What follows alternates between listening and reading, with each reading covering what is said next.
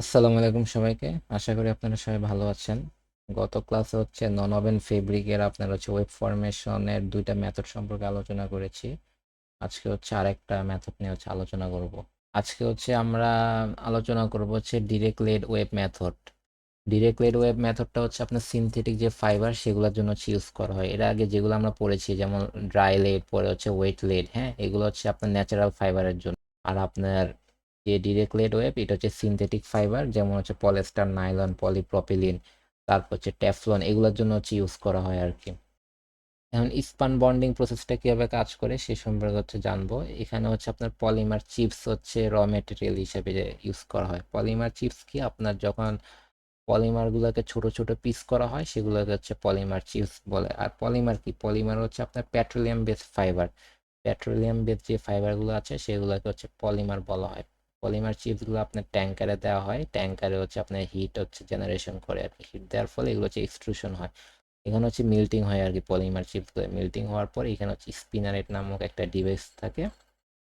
স্পিনারের device থেকে আপনার পরে আপনার ফাইবার আকারে এরকম বের হয় আর কি। ফাইবার আকারে বের হওয়ার পর এখানে ড্রয়িং একটা ডিভাইস থেকে, ড্রয়িং এর মাধ্যমে আপনার কনভেয়ার যে বেল্ট আছে সেই বেল্ট পাস করানো হয়।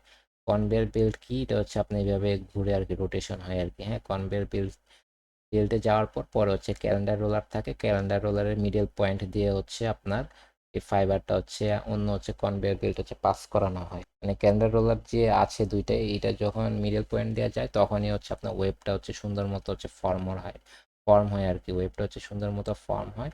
পরে আপনার ওয়াইন্ডিং করে নেওয়া হয়। পরে আপনার ওই ওয়েব বন্ডিং এর যে যে মেথডগুলো আছে, কেমিক্যাল, মেকানিক্যাল, এই মেথডগুলো ইউজ করে পরে আপনার ফেব্রিক তৈরি করা হয়।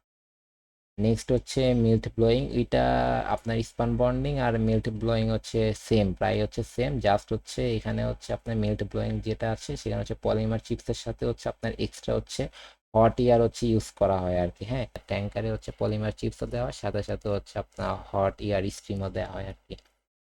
এই পলিমার গুলো পরে এখানে হিট জেনারেশন হয়। হিট জেনারেশন পরে এখানে কি হয়, এখানে আপনার মিল্টিং হয়। মিল্টিং হওয়ার পরে এখানে আবার হট এয়ার থাকে। হট এয়ার গুলো এমনভাবে আপনার প্রেস করে আর কি, প্রেসার ক্রিয়েট করে যে মেল্টিং পলিমার গুলো থাকে সেগুলো স্পিনারের মাধ্যমে বের হয়ে যায়। এই জায়গায় স্পিনার থাকে, স্পিনারের মধ্যে দিয়ে বের হয়ে যায়। স্পিনার এটা কিন্তু পারফোরেটেড অবস্থায় থাকে আর কি। হ্যাঁ, হোল থাকে ছোট ছোট, এখান থেকে বের হয়। বের হওয়ার পর আপনার টেক আপ স্ক্রিন আছে, টেক আপ স্ক্রিনে চলে যায় আর কি। টেক আপ স্ক্রিনে যাওয়ার পর এখানে আপনার ওয়েব ফর্ম হয় আর কি।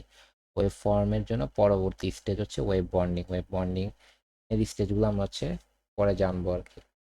এভাবে আপনার মূলত মিল্ট ব্লোয়িং আর স্পান বন্ডিং কাজ করে আর কি। স্পান বন্ডিং এখানে আগের থেকে আপনার হট এয়ার দেওয়া হয় না আর কি, কিন্তু আপনার মিল্ট ব্লোয়িং পলিমার চিপস আর হট এয়ার আগের থেকে দিয়ে দেওয়া হয়। এবং এটা আপনার আপনি কি ধরনের ফেব্রিক চাচ্ছেন, নন ওভেন ফেব্রিক চাচ্ছেন সেটার উপর ডিপেন্ড করে আপনার এই স্টেপগুলো আপনার সিলেকশন করা হয় আর কি।